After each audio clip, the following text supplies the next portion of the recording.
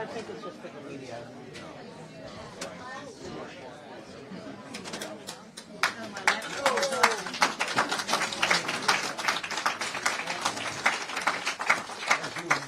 Thank you all very much for coming. I'm glad we had such a large turnout. It's bigger than the last time I was here.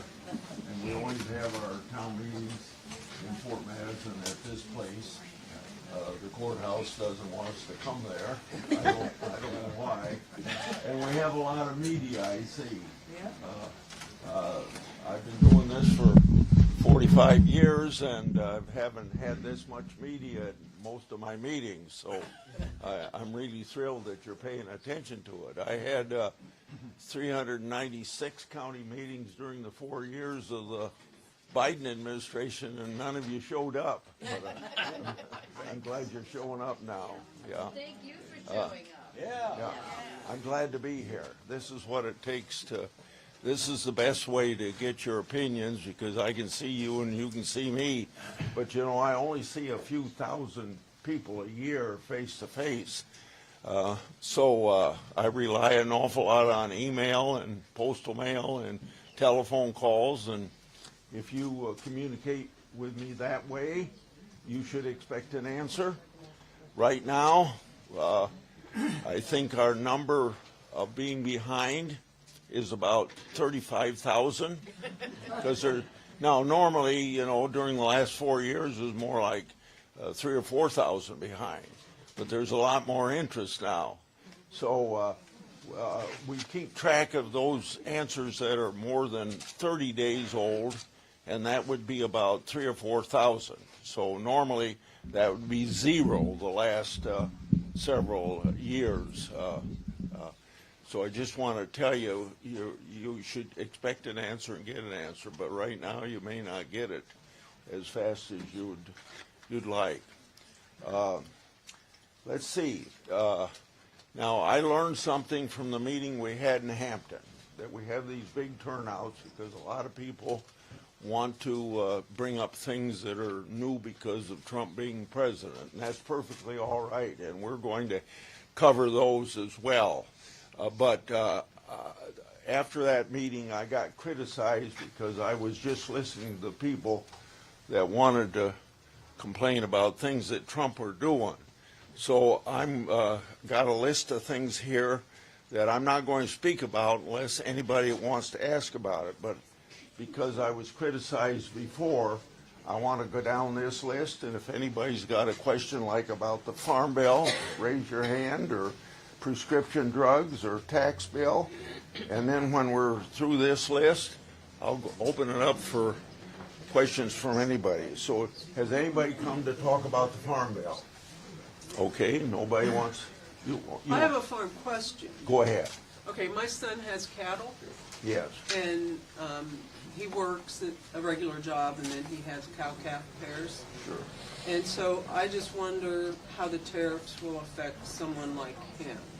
So if, market-wise Yeah, it and could. long-term. From this standpoint, it could affect, it's too early to make a judgment if what I'm going to say will happen. But for instance, one benefit might be from the fact that Australia today doesn't take our beef. So if Australia is one of those 100 countries that have come to Washington now to negotiate because Trump put the tariffs on, and we can get our beef into Australia, that would be to his benefit. But it could also be negative from the standpoint that if people don't negotiate, because there's a lot more countries than the 100 that have so far come to the table, then we know from past years, not just under Trump, but under other presidents, that when you put something negative, like a tariff, on some country, they seem to retaliate against agriculture issues. Now, I think it's probably more grain than it is livestock, as an example. Okay, then prescription. Go ahead. Well, I have a live question from a colleague in Fairfield. This is Senator Grassley. Thank you for co-sponsoring the Trade Review Act of 2025, which would restore congressional oversight of President Trump's tariffs. Given the uncertain fate of that bill in the House, what additional measures are you taking to protect your constituents and other Americans from the risks of inflation and recession likely to result from President Trump's tariffs and from his lack of consistency, which undermines agriculture and business planning? Excellent. Okay. First of all, since you ask a question about my bill, Yes. it's prospective, not retroactive. And the reason it's raised now is if I'd raised this bill a year or two ago when nobody was talking about tariffs, who would care what Grassley wants to do about recapturing the constitutional power of Congress to regulate interstate and foreign commerce? And but now Trump has raised the issue of tariffs. It gives me a chance to make up for the mistakes that were done in 63 and 74. And remember, from 1954 until 1981, Democrats controlled both houses of Congress for all those years. And they passed tariff bills in 63 and 74 that basically gave away Congress's power to regulate interstate and foreign commerce to to a president, whoever he is. And both Republicans and Democrats have exercised some of that power. So this is my attempt to recapture that power for the Congress of the United States, where it shouldn't have been given up in the first place. Now, okay. Now, anybody interested in prescription drug prices? You're going to have to use a microphone because people can't Farm hear. bill? I'm sorry, microphone can't hear you. That's not on PA. Well, you, That's just media. well, I got to stand here? No, that's just media. for C-SPAN. We don't have a microphone. So they're saying they're having trouble hearing you, so just Oh. speak up. Yes. Oh, listen, thank you for saying that, and I'll try to talk louder. Thank you. Okay, maybe I better stand over here a little bit because I'm not in the middle there. Okay, prescription drugs. Okay. Yeah, why haven't you done more to get the price of all drugs down? You've introduced a lot of legislation over the years regarding medicine, but none of those bills have brought the price of meds down substantially, with the exception of the EpiPen. You're right, and you know the answer to it because it's hard to defeat the pharmaceutical company. But what we're up now on prescription drugs is this: we're taking on the pharmacy benefit managers. They're the middle people They make the between you and the company. Nobody knows what they do, and they would argue you shouldn't know what we do because we're negotiating. But it affects the price, it affects the rebates, and it affects the formulas. And we don't know what they're doing. Benefits the insurance companies or the pharmaceutical companies or you as a consumer or the local pharmacists, which is they're a real problem for the local pharmacists. And then themselves, they benefit, the PBMs benefit from it. And three big companies have 85% of all of it, and some of them are controlled by insurance companies. And you got, we have a bipartisan bill, Cantwell of Washington and me, that got out of committee last year, and I thought there was a good chance of getting passed because Schumer called, and there's two other bills. So those two other bills and us were invited to Schumer's office to talk about moving the bill, and I thought there was good hope of getting it done. And I can't give you a reason why he didn't call it up for, but he sets the agenda of the Senate. Now we have Thune, a new Republican, new leader, and the Republican majority. So I'm hoping to get something moving now on PBMs, and I'm hoping that that Thune will bring it up because the president talked about doing something about PBM. So we ought to even have White House support. And more ridiculous, why it didn't come up in the last Congress, is between the Cantwell-Grassley bill and between the other two bills that are in, there was about 65 or 70 senators co-sponsoring one or the other. And so there's plenty of votes to get the 60-vote margin that it takes to stop debate to move a bill. By the way, there's, I'm chairman of the Judiciary Committee, and 4 or 5 bills, I think 5 bills was 2 weeks ago, voted out of committee. Now they're not as impressive on possibly bringing drugs down like the PBM bill would, but I'll give you one example of one of the bills. It's a Klobuchar-Grassley bill. It's called pay for delay. So let's say you were taking Eliquis your life for the heart and blood pressure, stuff like that. Okay, the patent runs out on 2022. They make a deal with the generic company. They pay the generic company to keep the drug off of the market until 2028. So you're paying the same high price you paid during the 12 years of patent protection. Just as one example. I'm aware of that, you're right. Okay. Let's, tax, anybody interested in Well, here, I'm gonna call on everybody, but I'm gonna go through this list of people that were complaining to me in Hampton. You didn't discuss any of these things. Anything interesting in the tax bill?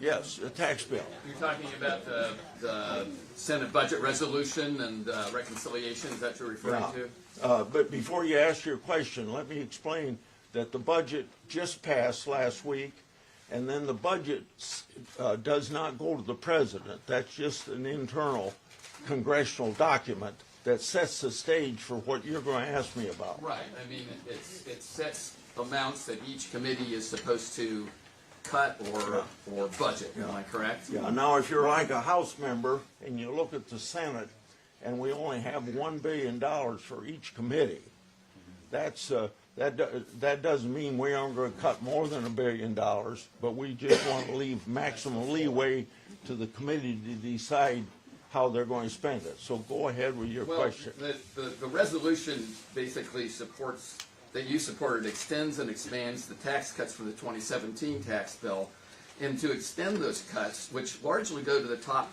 5% or so of people. They get something like 50% of the benefits from that tax bill. The resolution allows deficits to increase by $1.5 trillion under the Finance Committee's calculations, but that doesn't account for $4 trillion in costs of extending the tax cuts, bringing the actual cost around $5.3 billion. The bipartisan policy center, trillion, 5.3 trillion over 10 years, and this is from the bipartisan policy center. And meanwhile, like the House resolution, the Senate resolution calls for $880 billion in cuts over 10 years from the Energy and Commerce Committee, which includes Medicare and Medicaid.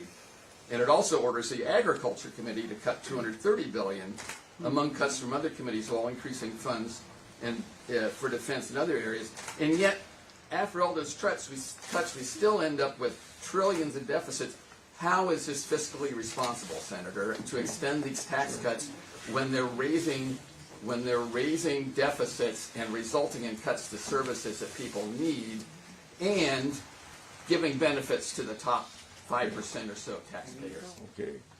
Well, first of all, the last two items you mentioned are in the House part of it, not the Senate part of it. So I'm not going, you'll have to talk to your Congress people about that.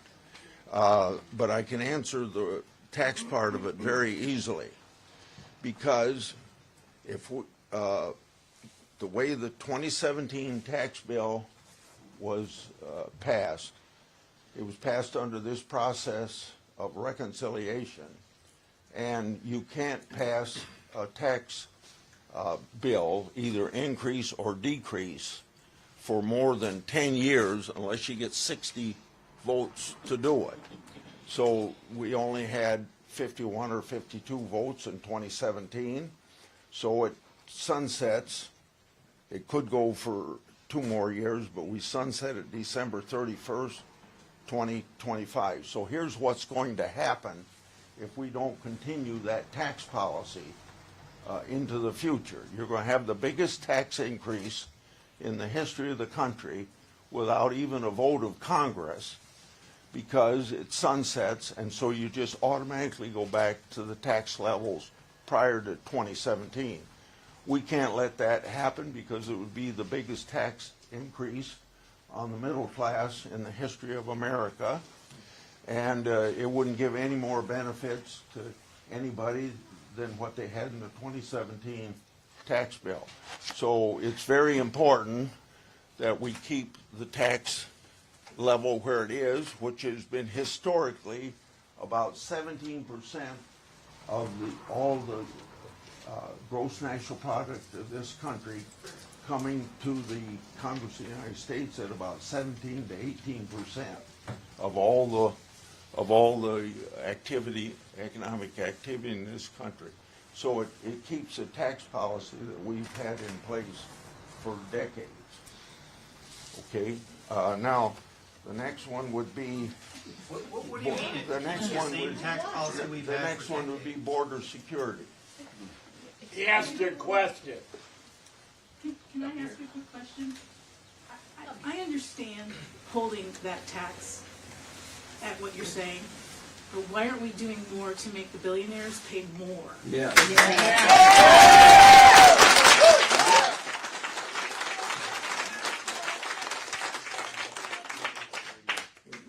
It might surprise you this. It might surprise you that the list of possibilities we have on our working sheet that the members of the Finance Committee, and I'm a member of that committee, are going to discuss is raising from 37 to 39.6 on the very group of people you talk about. Now that doesn't mean it's going to happen, but that means that means it's that and the rationale for it is that we can take that money and use it for increase in child tax credit. Well, you gotta take care of the tax loops Okay. too. Now, anybody interested in border security? If there's not, we'll go on. You're interested in border security? Yes. I'm believe very strongly in my Christian faith.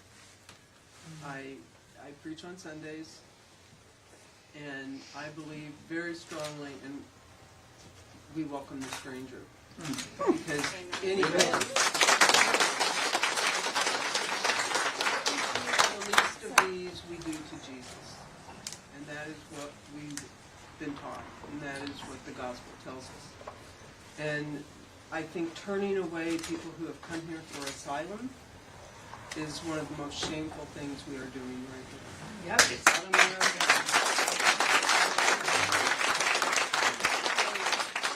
I just want to know, for you as a senator, as my elected senator, is there anything you can do so that we can follow international law better, or just the ideals of our country, to be a place of hope for others, where they can come when they are searching for a home because they have no place else to go. Take down the Statue of Liberty. Everything that we can do legally under our laws, we can. We welcome refugees. That's the legal status. Senator Well, Grassley, here, we're not right just a now. minute until it's quiet so I can hear you. Oh, Senator Well, Grassley, right I'm now not- we're not. I mean, right now we're not. These changes have been taking place, No. and that's what concerns me so much. It hurts. No You're due here. Yeah, Okay. so with laws. I would welcome refugees and I would welcome people that need asylum. Are you gonna bring that guy back from El Salvador? Are you? Yeah. Why not? Well, because that's not a power of Congress. Supreme Court said to bring him back. Judges are. Yeah. The president isn't upholding the Constitution. He's defined the You're on the Constitution. Judiciary Committee. Trump don't care. If I get an order to pay a ticket for $1,200 and I just say no, does that stand up? Because he's got an order from the Supreme Court and he's just said no. Yeah. He just said, screw it. I'll be able to answer your question. You ignored my letter. Guatemala or El Salvador is an independent country. The president Speak of up, that please. We can't hear you. the president of that country is not subject to our U.S. Supreme Court. Trump wanted to bring him back. Let's let him bring him back.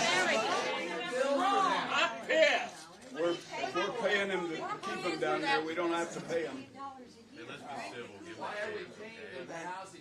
The next subject here. Excuse me, Senator. Senator, excuse me, on that same subject. Hey, Excuse me, Senator Grassley, on that same subject. The Constitution, the framers of the Constitution said that every person, not citizen, every person within the jurisdiction of the United States has due process. That has been violated. And we would like like to know what you, as the people, the Congress, who are supposed to rein in this dictator, what are you going to do about it? These people have been sentenced to life imprisonment in a foreign country with no due process. Our government cannot do anything. Why won't you do your job, Senator? It's fine. Obey the Supreme Court. Trump's not obeying the Supreme Court. He just ignores them. Yeah, screw it. He's doing whatever he wants. I'd be okay with that. He Roll over allowing it to happen. Let the senator answer. What is a constitutional crisis? What does that consist of? A constitutional crisis exists when you have a president who ignores the Supreme Court. You have a Congress who fails to rein in a third branch of our government. That's right. Who is now violating our Constitution. You took an oath. I do solemnly swear or affirm. Do you remember that, sir? Yes, sir. That I will support and defend the Constitution of the United States against all enemies, foreign and domestic. That I will bear true faith and allegiance to the same. That I take this obligation freely without any mental reservation or purpose of evasion. And that I will well and faithfully discharge the duties of office of which I am about to enter, so help me God. Sir, will you act upon your oath? Yeah, I thought that I was, when I answered, I'll wait till the clapping's done. I thought when I answered this guy's question, I was doing what the Constitution requires. I'm trying to recapture the constitutional authority of Article 1, Section 8, one of the 18 powers of Congress, to regulate interstate and foreign commerce by introducing the bill, which is a bipartisan bill, Yes. to make some of the mistakes that Democratic Congresses made in 1963.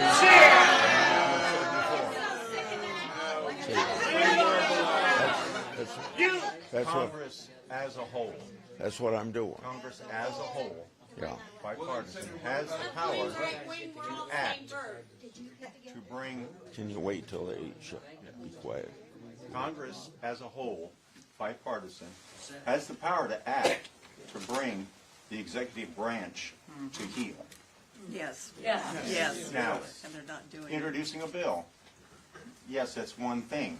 But as a whole, the power of Congress to bring that executive branch to heel when they are behaving the way we're seeing, that power exists within you and your other members of Congress. Do you speak to your other persons in the House of Representatives of your party? Do you communicate with them often? Do you discuss any of this with them? Do you hold any concern that Congress will be the next branch that Trump comes for because he is coming for the judicial? The only tool that you know the Constitution gives Congress to do in regard to disciplining the executive branch is impeachment. And you missed that opportunity in his first administration. You had two opportunities for that. That was probably one of the only reasons we're having this situation now. And what he's done with the stock market is done impeachable offense. He ignores the next election. The House initiates impeachment. Yeah. Would you remember what I started with? I said that the way I conducted the meeting in Hampton, I was chastised before because I didn't allow anything other than people to complain about Trump. So I'm going to go through this list and then we'll go back. Damn right. Is anybody interested? Let's get through this. Is anybody interested in rural health care? Yes, we have none in Keokuk. This, Who Who are you quoting that's interested? So this comes from a fellow named Randy Dillon, who is a senior tax partner at KPMG, who happened to be the tax preparer for both President Biden and Bob Dole. He asks, This is about rural health care. Yeah, yes. 21% of Iowans are on Medicaid.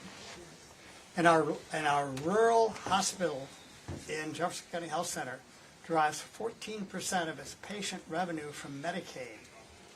Will you vote for a reconciliation bill that damages the health of Iowans and makes health care less accessible? 21% of Iowans is roughly 700,000 individuals, 250,000 children in the CHIPS program, and more than 300,000 Iowans receive SNAP benefits. My conversations with the head of our hospital through a meeting that we had with our representatives,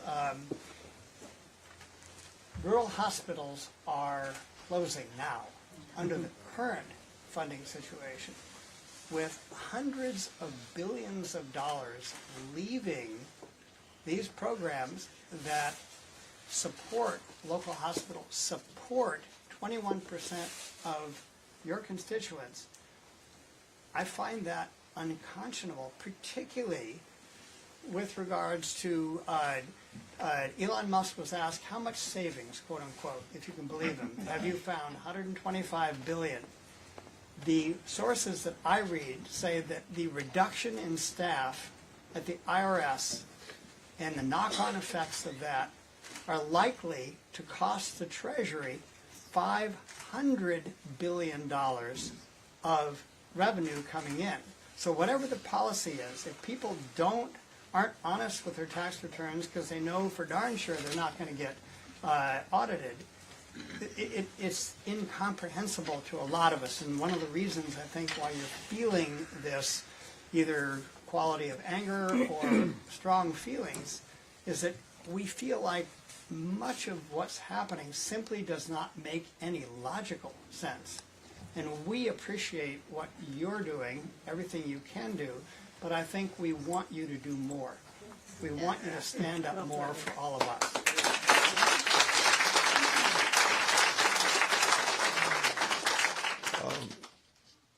We're going to save Medicare if there's any Medicaid if there's any doubt about Medicaid, which was the point of his question. But also it gives me a chance to say that we'd have a lot less rural health care if I hadn't got adopted 25 years ago, the critical access hospital program.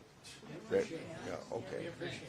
Okay, now any questions on veterans? Any questions on? Yes. Where's the vet? Back here, I have a question on Go ahead. the health care. Okay, I was really sad to hear that it's going to take, 2 years for you to get my email and what I sent you. Darn it. What'd you say about a year for something, for people to... Would you say that? Would you start over again? I'm please? sorry. I have let me back up. About 2 days ago, I sent you a short email, but I put 3 attachments with it. I write for an online site. My 3 were managed health care, and then care facilities, not anymore, and then the fiasco of the health insurance industry. And there is so much fraud and abuse in there that I had to write those things. So that, and there's a lot of things that are going on in this part of the state even. And if they're going on here, I know they're going on to other places in care facilities, because I know people that work there, and I've done that kind of work myself. One gentleman, I called him gentleman, picked a lady up that had tried to get out of bed. She'd fallen. He picks her up and slams her in the bed and he says, "Stay there." My goodness. And did he get fired for that, or even say, oh no, they wrote a glowing report on him when he went to another facility, because that's what they do. They just pass him around. Instead, maybe she doesn't have family that can help her, can come in there and talk to her. She can't say to somebody that she's being mistreated, abused. So we've got to find a way. I know you care about that. I follow you closely in what you do. But is there anything that Congress can do about this? About all the states? Sure. Some of the things that you have brought up, I brought up in my open hearings that we've had before the committee on that very subject. And we have federal laws guaranteeing quality care It's administered by the 50 states separately. The federal government can step in and chastise the states if they aren't doing a good job of it. Do they get federal money, or are they privately owned, or? Most, well, a lot of them are owned by hedge funds, which is a problem that I find. Yes, I think so, because peop- Congress is at power of the purse. People in it just to make a profit. Yes, Yeah. that's always See, a problem. But about, I would guess, between Medicaid and Medicare, about 70%, maybe 80% of the average nursing home comes from those federal funds. So that, and That that's, could be one thing you could do. well, that's the lever for, the laws that are on the books were passed during the Clinton administration. So it's just a case of Republican, Democrat presidents since then, and their Secretary of HHS enforcing the law. Exactly, that's Yeah. the problem, because Yeah. at one of these facilities, my daughter was taking her clinicals as a nurse. She fixed this woman's arm up, cleaned the wound, wrote her name and the time and date on the wound, on the bandage. When she came back, it was still there, a month later. So she called the woman's son and the EMTs to come and get her, because she was out of it. And so they took her to Iowa City, where they amputated her arm, and then she died later. That was a $2 million lawsuit. So did they fire the director? No, not at all. They didn't fire her until she came in drunk one night because somebody didn't show up. Yeah. Senator Grassley, I would like to ask about the cuts in SNAP benefits on the Farm Bill. You start over again. Yes. Senator Grassley, I would like to ask about any reduction in SNAP benefits that are going to be attached to the Farm Bill. I've heard there's been talk about them going back to pre-pandemic levels. I'd also like to know if you're planning on protecting the expansion of Medicaid benefits for Iowans under the ACA, the vouchers. If your answer is that possible, that could happen, the answer is yes, because it's one of the things that's listed on the agenda as a possibility of saving money, but there's no certainty at this point that that's what's going to happen.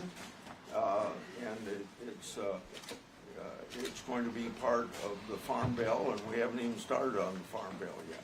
I think she was asking if you were going to stand up for it. Are you going to support the cuts to the SNAP?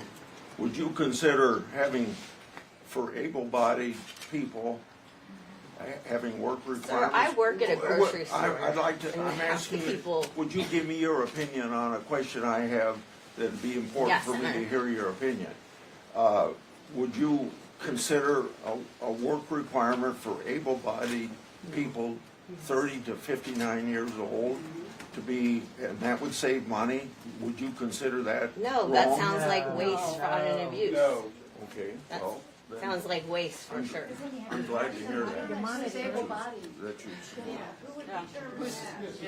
They said it was going to cost more to oversee that program. Are you going to increase child care support so they can afford to go to work? Okay, the next thing here is national security. Anybody? No, I've called on you and I've got questions. There's one thing I think that you could do without having to introduce a bill or do anything else, is to stand up for the people in this country. Yes. We've Yes. all paid into our Social Security. Yes. Our employers paid into it. We paid into Medicare. Stop the use of the word entitlement. Yes. That would Yes. be one step, that if you just use the right language, this is not an entitlement. We're not getting this because we exist. We're getting it because of the faith we put in the country, the Treasury, every legislator, that we would pay into our Social Security. We would have it when we retired. We paid into Medicare. All of our employers and self-employed people paid double. They paid the employer part. So farmers, anybody who did this. So stop the use of the word entitlement, because it's insulting to all of us. Earned benefit. Every single person elected to Congress should stop the use of that word and insist that it not be used. It's an earned And benefit. somebody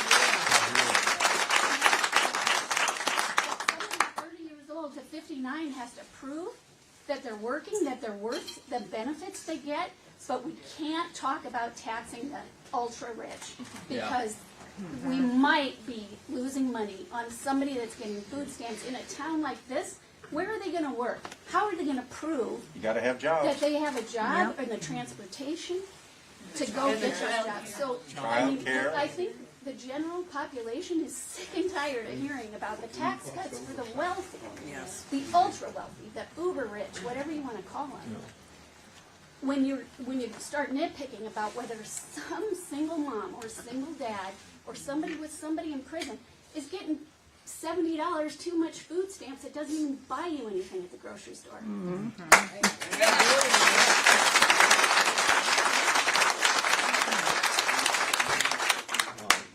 If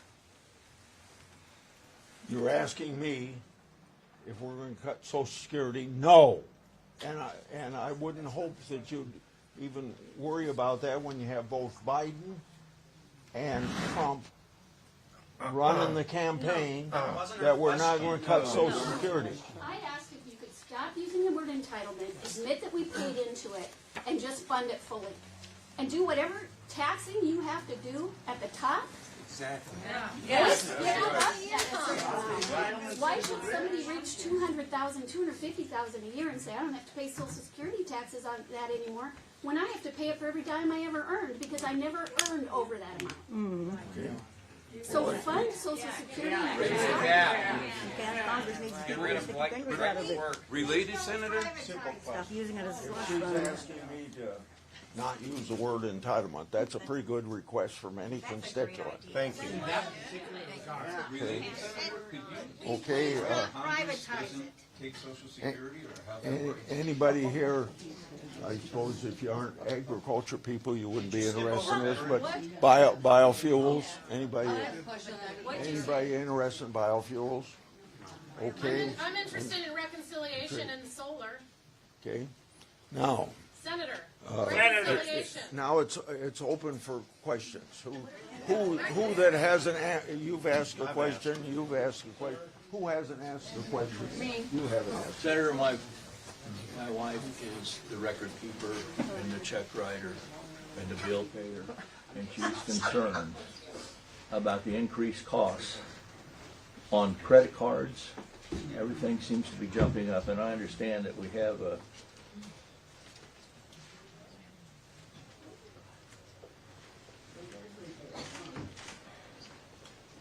something coming up that has to do with that, the overcharging on credit cards and bill paying and that sort of thing.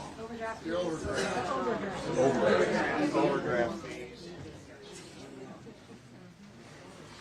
I'm not sure I can answer your question because I'm not on the banking committee. Okay. But there's bills in on putting a limit on credit cards. There's bills in on some of these charges that banks put on, and things of that nature, but I couldn't even give you a prospect. Has to do with bipartisan supported credit card competition act about swipe fees to reduce. Okay, so and those are the things That's more prominent. Okay. I can give you an answer on that. So the Casey's, the Hy-Vees, and stuff like that take a lot of credit cards, they want that bill passed. And the credit unions and the banks do not want it passed. Okay. And all this would basically do this.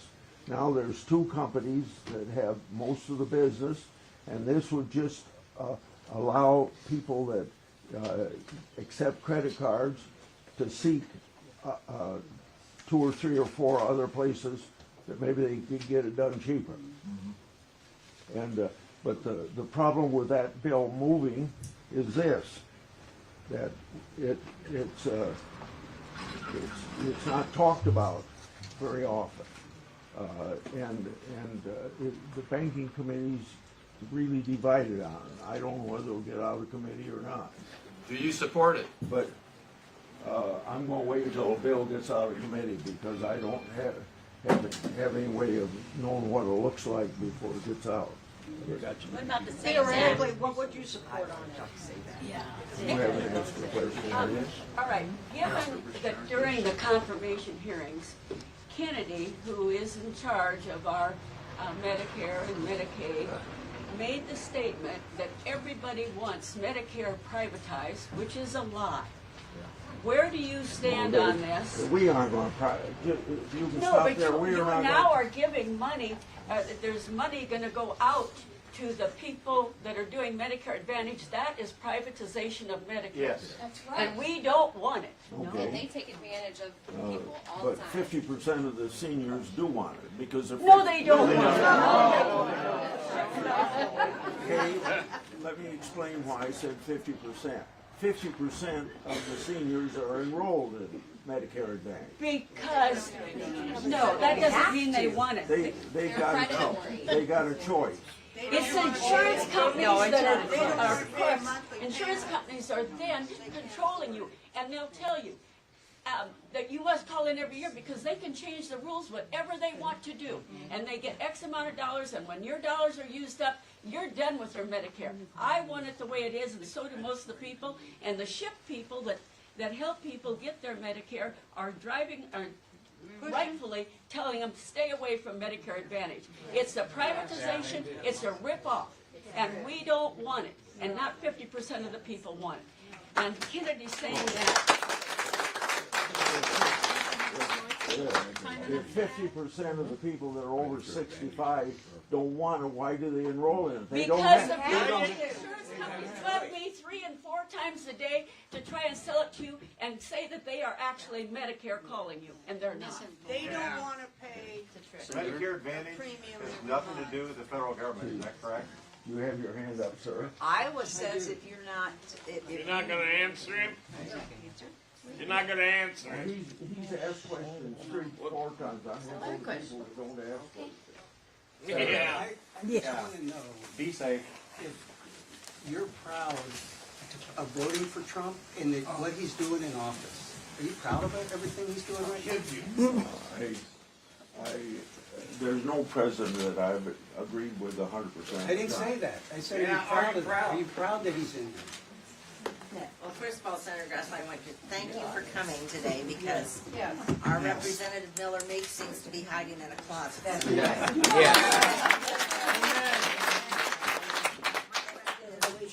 I have concerns. Gun law. I have a concern about the veterans and the cuts that they are proposing to do, one of which is de-staffing the crisis hotline for veterans.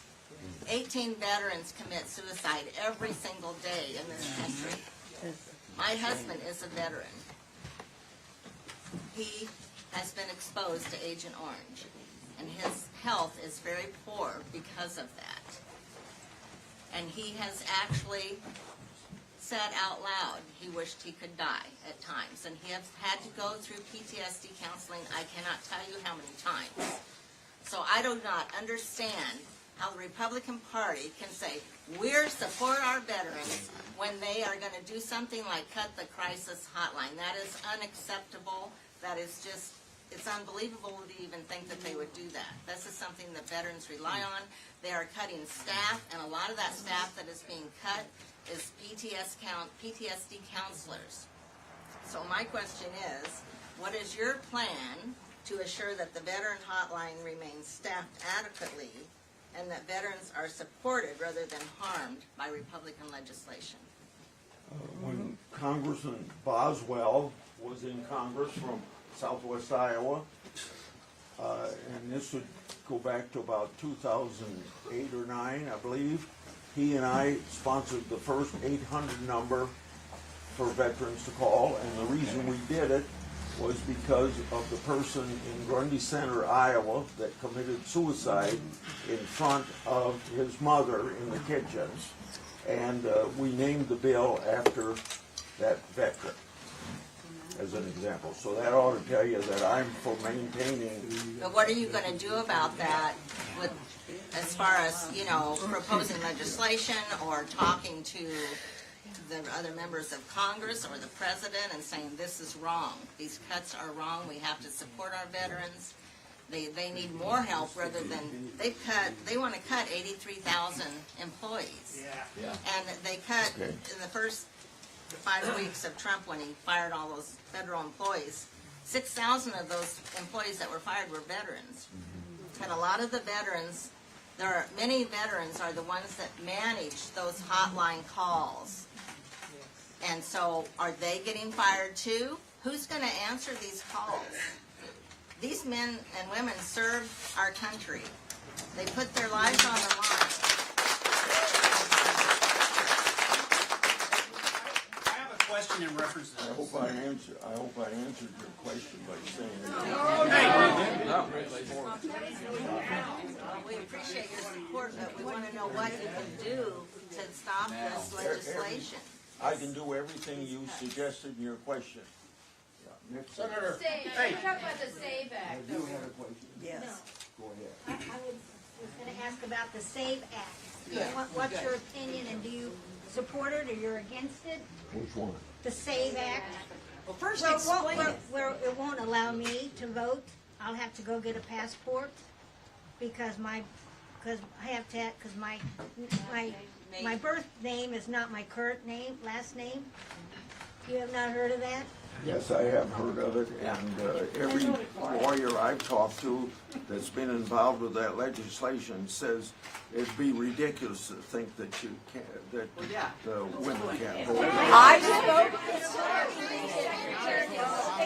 Obviously, I would want you to be able to vote, and before the bill passes the United States Senate, we'll guarantee you that that's not part of it. I don't expect this bill to come up in the United States Senate because it's going to require 60 votes to bring it up.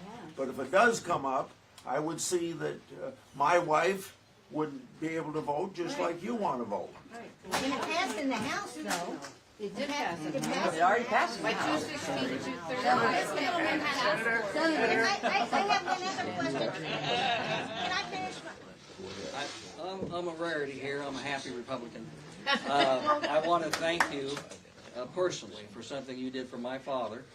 My father was a World War II veteran from the Navy, and he was a Korean War decorated Marine veteran. And about 20 years ago, he had shrapnel still in his knee, and it was causing him trouble. He wanted to get surgery, and the Veterans Administration wouldn't give him coverage.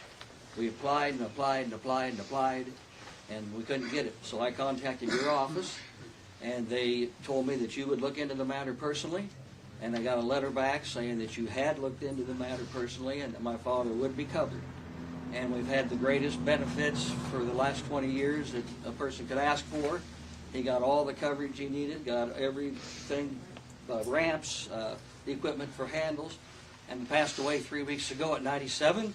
And I want you to know he was a strong supporter of you, and he lived long enough to vote for you again. So.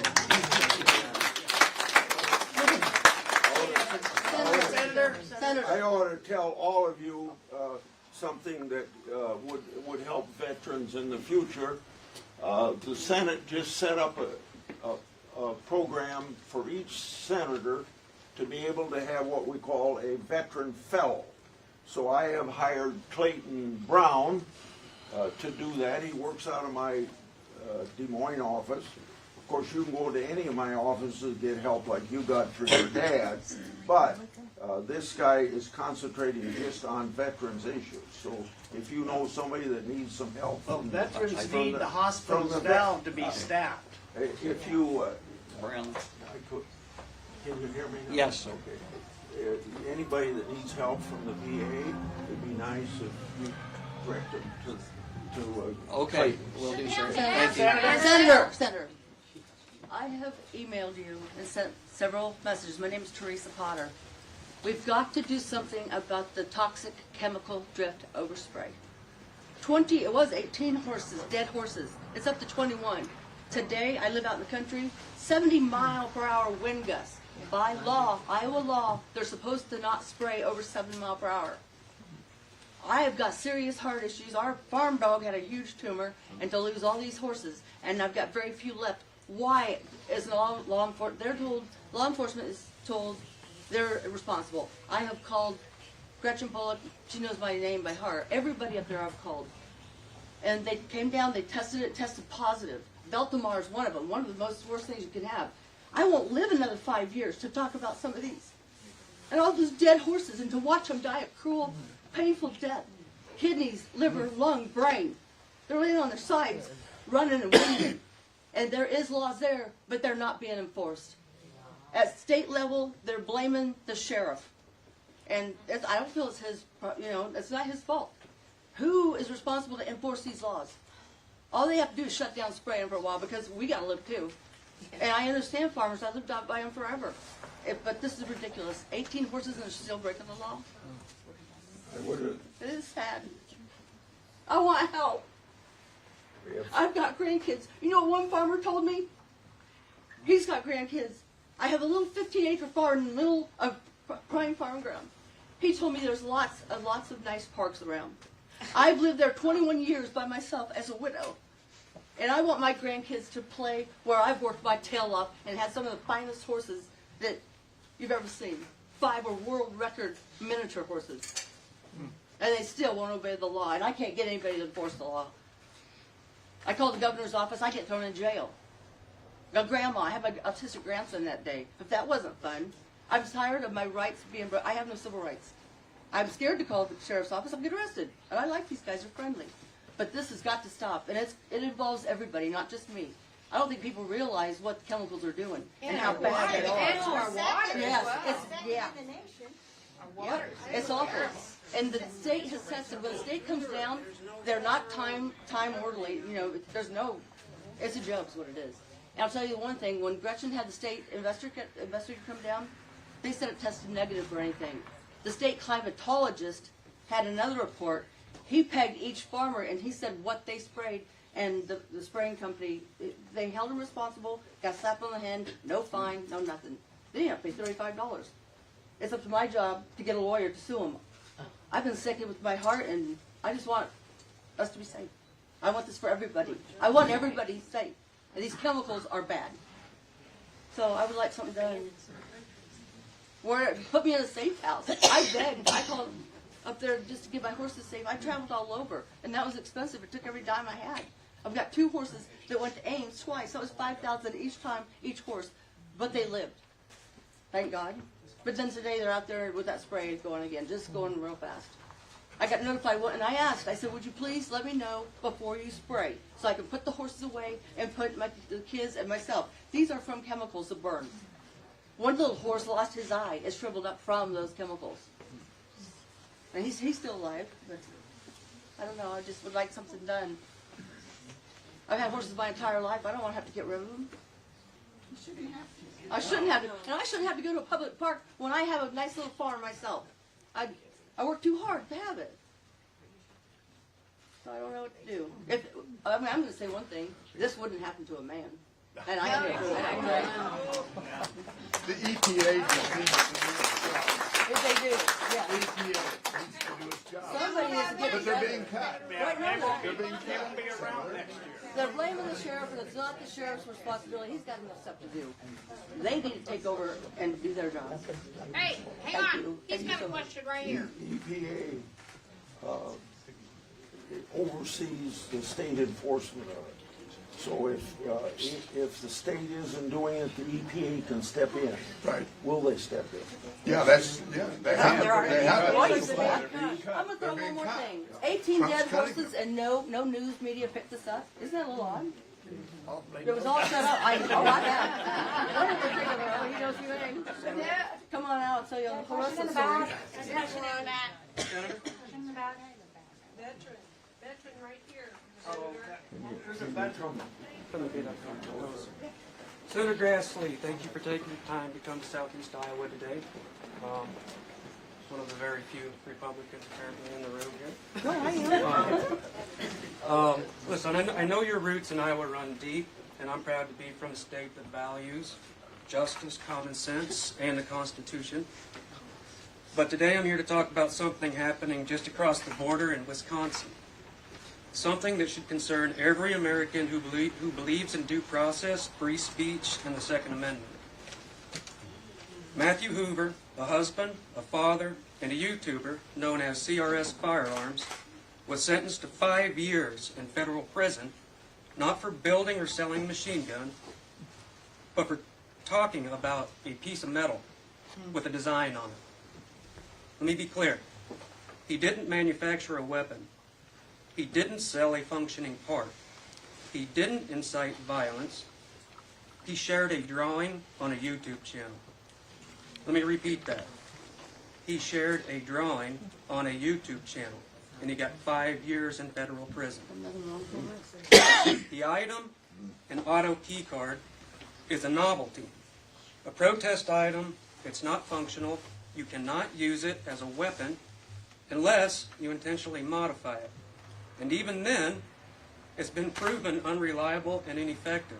Honestly, it just doesn't work, and the ATF tested the hell out of it to prove it didn't work. They put him in prison anyway. But the ATF and the Biden DOJ didn't care. They made an example out of him.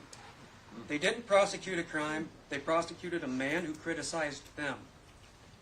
And because he dared to use his platform to speak out, he's now in federal prison, separated from his wife and children. Senator, we've seen this movie before. Vague laws weaponized by unelected bureaucrats to target political dissent. We've seen what happens when agencies like the ATF are allowed to reinterpret the law on a whim. Senator Grassley, you've always stood up for the Constitution, gun owners' rights, and most importantly, due process. But this case isn't just about policy, it's about precedent. If a man can go to prison for sharing a drawing, where does it stop? What happens when any of us... What happens when any of us say something the government doesn't like? I was in jail one day. This isn't justice, it's retribution. And the damage it's done to Mr. Hoover's family, to his wife and his children, is something the Constitution was written to prevent. Senator, I am not here asking for curiosity. I don't want you to ask questions about it. I'm not asking you to even look into it. I'm asking you to use your influence, work with the President and his administration, and get this man out of prison. Well, let's get a lot of people out of prison. Let's get a lot of examples. And you've made an example of him. What about women having been made examples of all kinds? This is your moment. Question back here. I'm almost done. This is your moment to take a stand. Not just to question what happened, but to demand that it be made right. Matt Hoover does not belong in prison. If this case is allowed to stand, we're all one step closer to a country where dissent is criminal. Amen. You know that? And you can thank Trump for that. We're living it now. We got people in El Salvador. And where speech is punished. I'd ask you to use your voice and your reputation to demand justice for Matt Hoover, CRS Firearms, as he was known on YouTube, before he was sentenced to 5 years for sharing a drawing. The country needs it, his children need it, and the Constitution demands it. Thank you for your time, Senator.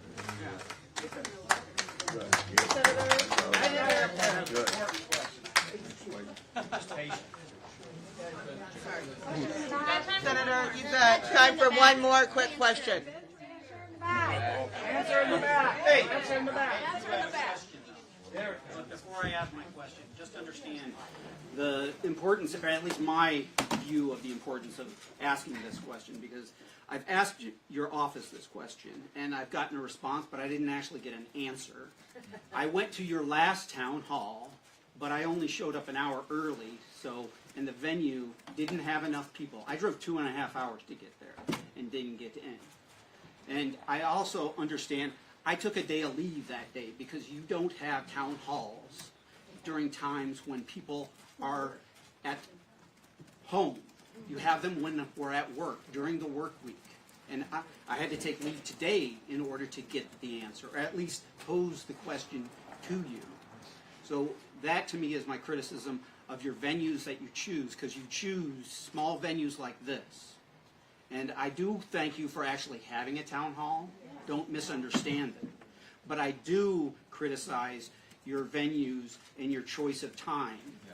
Because to me, you have them during the day when either A, you get people that are unemployed, or B, people that are retired. People with day jobs, maybe people that work the night shift. But my question is in reference to this, sir. is understand I'm a U.S. Army retired officer, and I retired in 2017, and I started working at the VA. And this year, after the inauguration, thus far, I've seen our president. He's put forth executive orders. The first one being, I telework. And without reason or cause, he abolished all teleworking. That adds either a half an hour or an hour, because I work in Iowa City at the VA hospital. That hour adds an hour to my day going, because driving there takes a half an hour because I live a half an hour away, and then another half an hour to take a bus to get to the hospital, because if you've ever been to Iowa City, I went to the University of Iowa and graduated. It takes a half an hour to get from your parking place to the location where you're either working or if you're taking classes. And that would add 2 hours every day for me. I would work 4 days every week, Monday, Tuesday, Wednesday, and Thursday at home, and I would work in the hospital Friday. So now, because no reason that I know of other than your fellow Iowa senator who pushed the narrative that the people that work for the government are lazy and are sucking the tax dollars from the American people, and it pisses me off as a veteran and as an employee of the VA at the hospital there. But after that, we got an email from OPM, the Office of Professional Management, or whatever it calls. We got an email very similar to the email that Musk sent Twitter, the fork in the road. And it said, you can resign now and get paid till September, or you can just keep working, but we can't guarantee your job here. And that went out to every single federal employee in the executive branch. I know it went out to some of the judicial branch people, but it didn't apply because they don't fall underneath it. And how many staffers do you have here? I'm sure they didn't get it because they're not in the executive branch. But all of us, GS and wage grade employees that work in the federal government, we got that. So I could have resigned. I didn't see a lot of intelligence being put into that, because basically we did have people resign because some of them were probationary employees. And the probationary employees, if you remember, were the first ones to get fired for cause. But it was done illegally. And they got fired. One of my fellow workers, she resigned so she could get paid till September, which doesn't make sense to me. How are you being efficient, when you're letting all these people go home and they don't work? They stay on the books, so we can't hire anybody to replace them. And there's a hiring freeze, so we can't hire anybody for 90 days after that.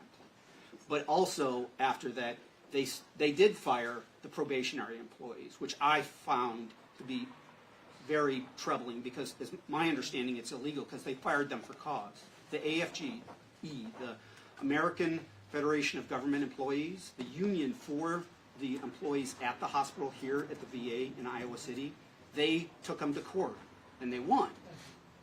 But shortly after that win, they had to hire those people back, is my understanding, because even at the hospital here, they got fired. They got let go, which decreased the staffing there. And as a veteran, it pissed me off. But after that, the president put out an executive order nullifying the collective bargaining agreement, basically the contract that the federal workers have, protecting them from being summarily fired for no reason whatsoever, which I find, to me, I'm like, you just dissolved my protections as a federal employee, and you're dissolving it for all the people that are working at the VA hospital there. I'm a veteran. I go there for medical service. I find it highly suspect, and I believe it's illegal. But I haven't heard anything from any of my senators, my 2 senators, and any of the House reps, the 4 that are here in Iowa, the one that works for me, because I've asked all their offices, both you, Ernst, and Miller Meeks, and heard nothing from them. I understand impeachment, but impeachment not just of the president and power of the purse is one of the other things that Congress can do. But you don't have to impeach the president. You can impeach others. You can impeach any of the people within the cabinet, is my understanding. Maybe I haven't read the Constitution as much as you have, and maybe I don't understand it because I don't speak the old stuff. But when you have a president who puts an executive order and somebody removes my working privileges as a labor union employee, and he does it under the auspice of national security, because when you read the executive order, it says national security. And I mean, I'm just a retired major from the U.S. Army with a master's in Homeland Security. I don't think my job as a clerk in the business office of the VA constitutes something that needs to not have protections as a labor person because of national security. I used to work in a vault, but maybe I don't understand it. I'm not the president. But my question to you is, what do you think is, because I see it as illegal, and I see my representatives, the people that are paid to represent all of these people, because Iowa, as a senator, the majority of people here are not registered Democrats. The majority is not registered Republicans. The majority is not registered anything else. They're Iowans, and your job is to represent all of them. And I'm getting sick and tired of it. Because, like I said, to me, I'm like, I hear calm zero, as they say in the military, or nothing from any of them. They're willing to let him do it, whatever he wants, as POTUS. But some of the things he's doing are illegal. Yes. They're illegal. I try to make myself understanding of what's going on, and I engage with the politicians that are elected to represent me. I don't want the job, but I do engage with them because, to me, they need to be held accountable. And right now, I don't see them being held accountable because they seem to represent the party more and the president. And the way our system of government, as the Constitution says, there's 3 branches of government: judicial, legislative, and executive branch. And your job is not to make sure he gets everything in his agenda done, whether or not he's a Republican or he's a Democrat. Your job is to represent every Iowan in here. If they're not Iowans, I don't know about that. But do your job. And I say that my question was basically, what are you going to do about it? Because I find it to be illegal, an illegal executive order. And I've heard people say, well, that's for the courts to decide. The problem being, though, is that he fired people. That didn't work, so he got rid of the collective bargaining agreement that protected those people that he fired. So now where's my course of action? If he gets rid of the union, which is the group that took him to court. I don't have a lot of money. I can't take him to court if I lose my job because he wants to fire me for cause, even if I don't have cause. So what are you doing about it? That's my question. I know it took a long time, and we're past our time here, and I apologize, but I took the whole day off.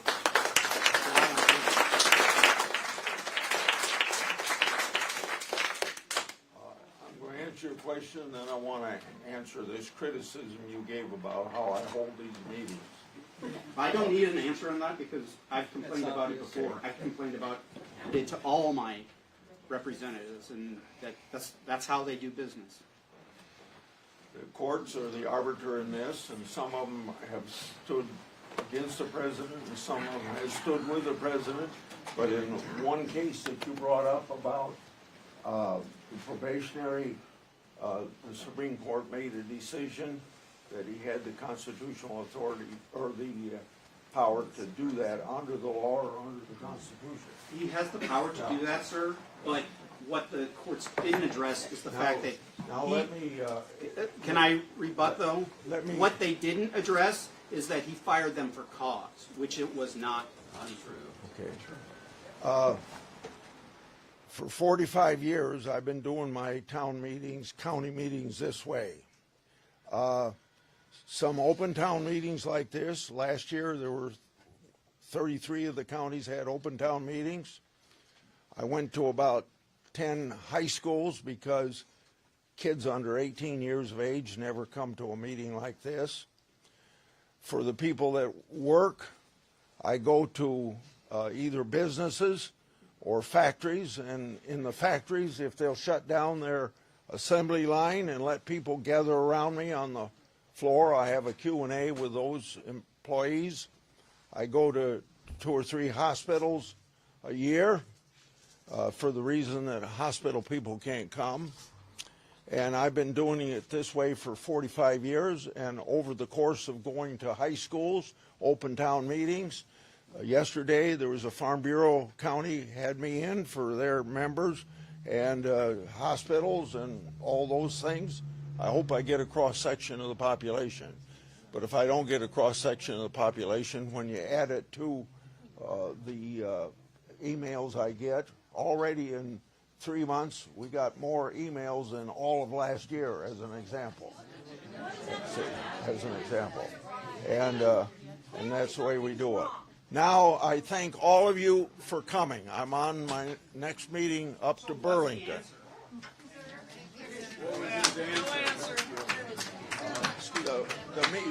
You and the media are going to come back here.